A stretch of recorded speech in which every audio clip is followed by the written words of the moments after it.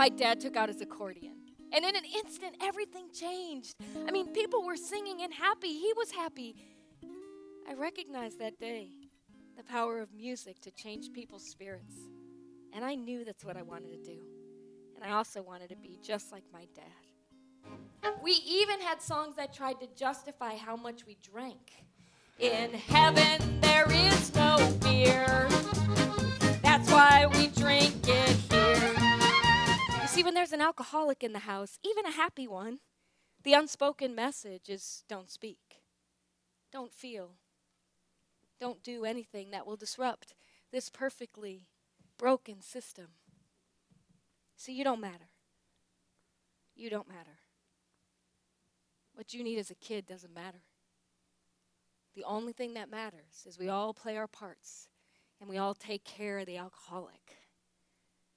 We all got really good at it. I'm 5 years old when I stand at the top of our converted attic staircase trembling, terrified of what might wait me below. Static and strange men's voices echo through the house. Code numbers and words coming from a police radio that my mom said she got to help keep track of us kids. I made my way to the center section. And I sat. And I stared up at the cross.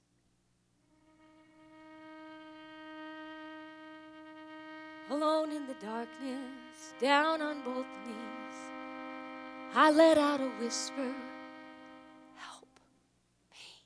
Was he kidding? I mean, the accordion had practically sat in the back of the closet since I had gotten saved. I mean, didn't he know that according to most of the born-again Christians, the accordion promoted dancing and drinking, and that was bad, and if I played it, it was going to fuck with my eternal life. Kibasi and fried bologna, hard salami and provolone. We don't eat Christmas dinner at Shoney's, that's what I like about the North. New York's Hayden Planetarium. We give folks rides, we don't carry them. We love our cousins, but we don't marry them. That's what I like about the North. I had no idea how 2 words were going to change me.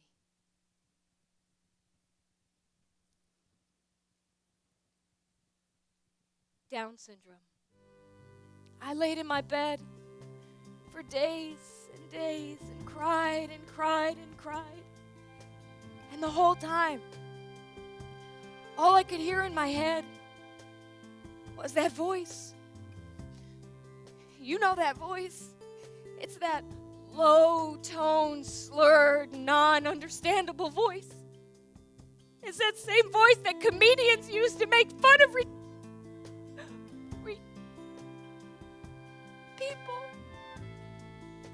That was going to be my son's voice. She brings him to me and puts him in my arms.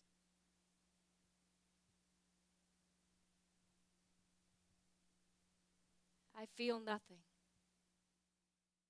I made the very hard decision to stop performing and get off the road. So I was packing up performance clothes when I glanced out my window. It overlooks my driveway.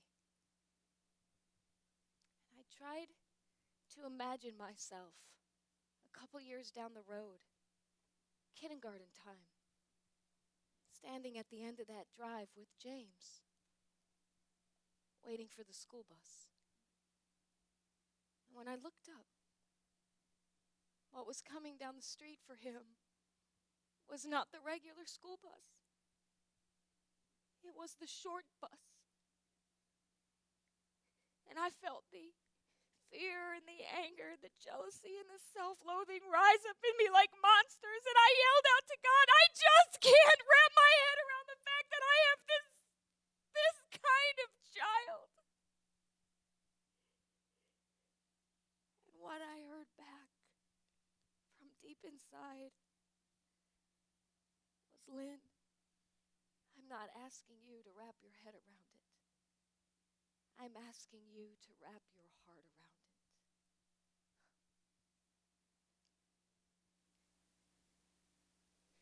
it. And for the first time in his 4.5 years on this planet, I said, I love you.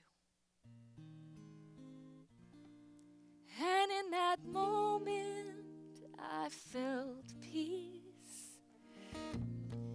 It turns out that there were actually 2 people in that car that day with special needs. James was never broke. I was. Round and round inside my head, the voices never stop, telling me I'm at the end and I might as well give up on